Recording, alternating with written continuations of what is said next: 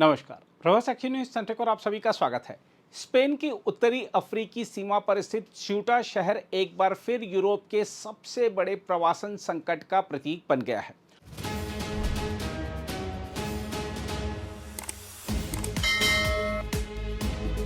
Morocco से हजारों प्रवासियों के अचानक सीमा पार कर इस छोटे से शहर में पहुंचने के बाद हालात इतने बेकाबू हो गए कि स्पेन सरकार को सेना तैनात करनी पड़ी।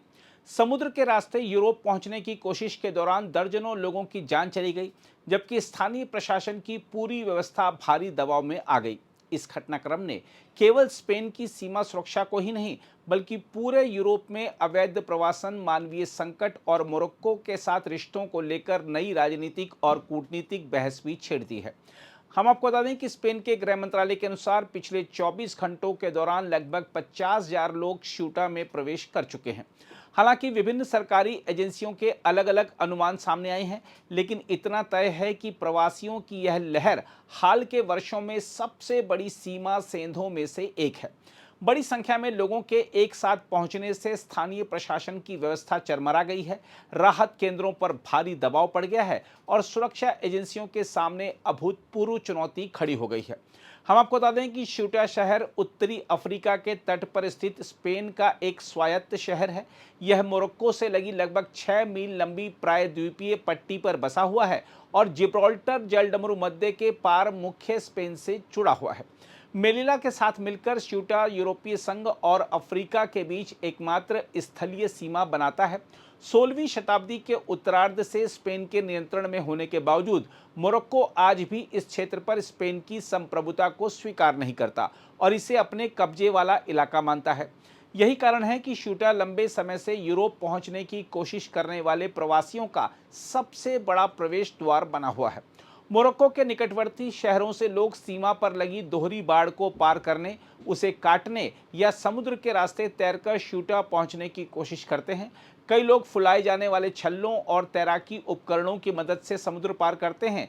जो लोग स्यूटा पहुंच जाते हैं वे स्पेन में शरण मांग सकते हैं। हालांकि दोनों देशों के बीच हुए समझौतों के तहत बड़ी संख्या में लोगों को तुरंत मोरक्को वापस भी भेज दिया जाता है। इस सप्ताह स्थिति अचानक विस्फोटक हो गई।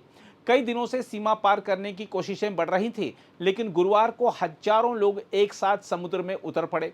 अनेक प्रवासी समुद्री अवरोधों के आसपास से तैरकर स्यूटा पहुंचे, जबकि कुछ स्थानीय समुद्र तटों तक पहुंचने में सफल रहे। घटनास्थल से सामने आए दृश्य बताते हैं कि इनमें केवल युवा पुरुष ही नहीं, बल्कि महिलाएं और बच्चे भी शामिल थे। हालांकि यूरोप तक पहुंचने का यह रास्ता अपेक्षाकृत छोटा माना जाता है, लेकिन यह बेहद खतरनाक भी है। तेज समुद्री धाराएं, एक साथ बड़ी संख्या में लोगों का पानी में उतरना और सीमा अवरोधों को पार करने की कोशिश ने इसे मौत का रास्ता बना दिया है। इस दौरान कई लोगों की जान चली गई, जबकि कई अन्य समुद्र में फंस गए, जिन्हें बचाव दलों ने सुरक्षित निकाला। बेकाबू हालात को देखते हुए स्पेन सरकार ने सेना को मोर्चे पर उतार दिया है। सेना के जवानों को नागरिक सुरक्षा बलों की सहायता के लिए तैनात किया गया है। समुद्र और हवाई निगरानी बढ़ा दी गई है। गोताखोर दल लगातार समुद्री क्षेत्र में गश्त कर रहे हैं और सीमा सुरक्षा को मजबूत किया जा रहा है। प्रधानमंत्री पेड्रो सांचेज के भी स्यूटा का दौरा करने की संभावना जताई गई है, ताकि हालात का प्रत्यक्ष आकलन किया जा सके। हम आपको बता दें कि स्यूटा को लेकर स्पेन और मोरक्को के बीच तनाव कोई नई बात नहीं है। वर्ष 2021 में भी मोरक्को द्वारा सीमा नियंत्रण में ढील दिए जाने के बाद 2 दिनों के भीतर लगभग 8,000 प्रवासी स्यूटा पहुंच गए थे। उस समय इसे पश्चिमी सहारा के स्वतंत्रता आंदोलन के नेता को स्पेन द्वारा चिकित्सा सुविधा देने के जवाब के रूप में देखा गया था। बाद में स्पेन ने पश्चिमी सहारा पर अपना रुख बदला और सीमा प्रबंधन में मोरक्को के साथ सहयोग बढ़ाया, जिसके बाद दोनों देशों के संबंधों में कुछ सुधार आया। इस बार प्रवासियों की इतनी बड़ी संख्या में आवाजाही के पीछे के कारणों को लेकर अभी आधिकारिक स्थिति स्पष्ट नहीं है। स्पेन के कुछ अधिकारियों का मानना है कि मानव तस्करी गिरोहों ने हाल ही में आए सर्वोच्च न्यायालय के एक फैसले का फायदा उठाकर लोगों को सीमा पार करने के लिए उकसाया। उस फैसले में कहा गया था कि समुद्र में पकड़े गए प्रवासियों को स्वतः मोरक्को वापस नहीं भेजा जा सकता। कुछ विशेषज्ञ यह भी मान रहे हैं कि दोनों देशों के बीच कूटनीतिक तनाव की पृष्ठभूमि ने भी इस संकट को हवा दी हो सकती है। हालांकि इसके समर्थन में अभी कोई आधिकारिक प्रमाण नहीं है। यह संकट अब स्पेन की आंतरिक राजनीति का भी बड़ा मुद्दा बन गया है। रूढ़िवादी और दक्षिणपंथी दलों ने सरकार पर देश की सीमाओं की रक्षा में विफल रहने का आरोप लगाया है। उनका कहना है कि अवैध प्रवासियों को नियमित दर्जा देने से जुड़े हालिया प्रस्तावों ने और अधिक लोगों को अवैध रूप से सीमा पार करने के लिए प्रोत्साहित किया है। सरकार इन आरोपों को खारिज करते हुए कह रही है कि सीमा सुरक्षा सर्वोच्च प्राथमिकता है और साथ ही अंतर्राष्ट्रीय मानवीय दायित्वों का पालन भी किया जाएगा। देखा जाए तो सीटा का संकट केवल स्पेन तक सीमित नहीं है।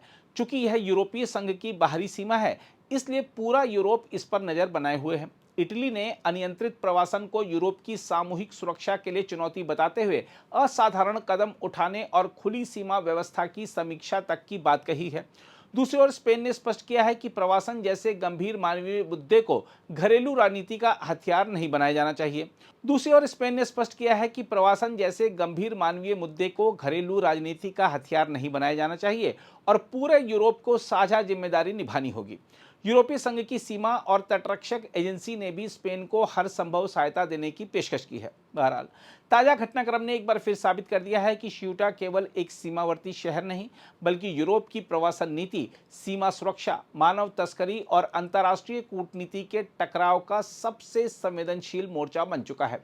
हजारों लोगों का एक साथ सीमा पार करना, दर्जनों लोगों की मौत और सेना की तैनाती इस बात का संकेत है कि यदि इस समस्या का स्थायी और मानवीय समाधान नहीं निकाला गया तो सीयूटा आने वाले समय में भी यूरोप के लिए सबसे कठिन सुरक्षा और मानवीय चुनौतियों में से एक बना रहेगा। अगर आप भी लेना चाहते हैं देश दुनिया की तमाम जानकारी तो आज ही सब्सक्राइब करें हमारे चैनल को। साथ ही नीचे दिए बेल आइकन को जरूर दबाएं ताकि हर अपडेट आप तक पहुंच सके।